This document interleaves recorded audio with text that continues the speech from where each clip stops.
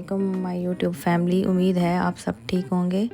मेरी last video पे प्यार देने का बहुत शुक्रिया और उम्मीद है आपको रेसिपी पसंद आई होगी। मैं आपके लिए एक नई और यूनिक रेसिपी लेके आई हूँ करेले के छिलकों की, जिसको हम पहले करेले के छिलके उतार लेते हैं, फिर उसको नमक से अच्छी तरह से वॉश कर लेते हैं, नमक लगा के और ड्राई करते हैं धूप में। तो ये देखें इस तरह हो जाता है ये छिलका। और उसके बाद मैंने 5 प्याज लिए हैं, उसको अंडे की शेप में काट लिया है जैसे हम आमलेट बनाते हैं। 3 टमाटर मैंने चॉप कर लिए हैं, ग्रीन चिलीज़ हैं और कोरिएंडर है।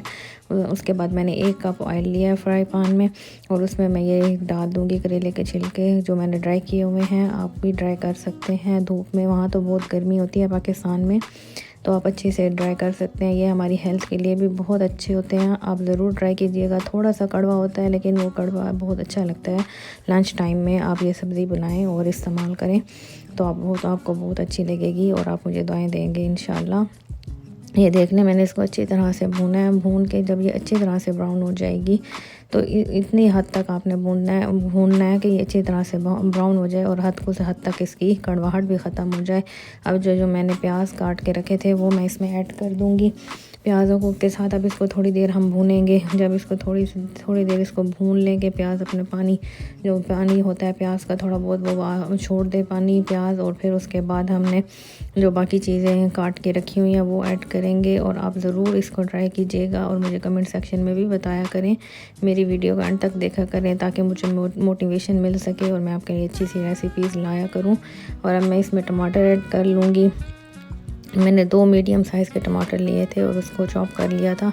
और ये टमाटर गल जाएंगे, ज़रूरी नहीं है कि आप इसका पेस्ट बनाएं और डालें, और अगर आप पेस्ट बना के डालना चाहते हैं तो वो भी आप कर सकते हैं। अब मैं इसमें कुछ मसाले ऐड करूँगी, जिसमें 1 टेबलस्पून नमक डाला है, 1 टेबलस्पून ही मैंने रेड चिली पाउडर ऐड किया है।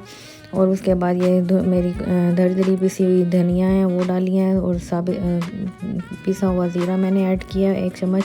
उसके बाद इन मसालों को अच्छी तरह से भून लेंगे ताकि हमारे मसाले इसमें रच बस जाएं। और उसके बाद फिर मैं इसमें ग्रीन चिलीज़ ऐड कर दूंगी और इसको हम थोड़ी देर फिर इसको रख देंगे लिड लगा के, ताकि हमारे प्याज और टमाटर और जो करेले के छिलके हैं तो वो थोड़ी देर के लिए गल जाएं। और फिर उसके बाद भी आपने फिर इसको अच्छी तरह से भूनना है। जितना अच्छा भूनेंगे तो आपको कड़वाहट भी कम हो जाएगी और खाने में भी बहुत मज़े की बनती है।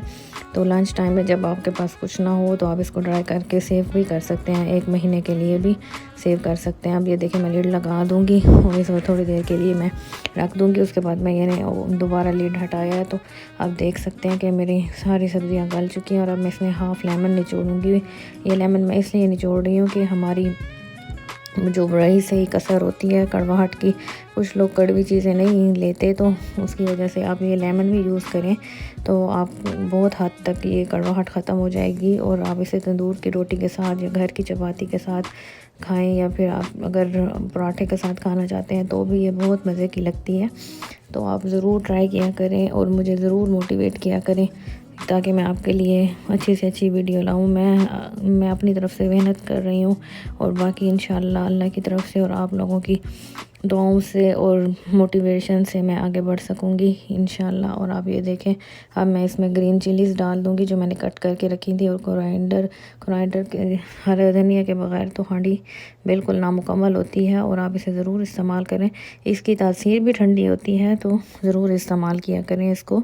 और मेरी वीडियो को एंड तक वॉच किया करें और इसको यूज़ करके इसकी रेसिपी को बना के तो मुझे कमेंट सेक्शन में भी बताया करें।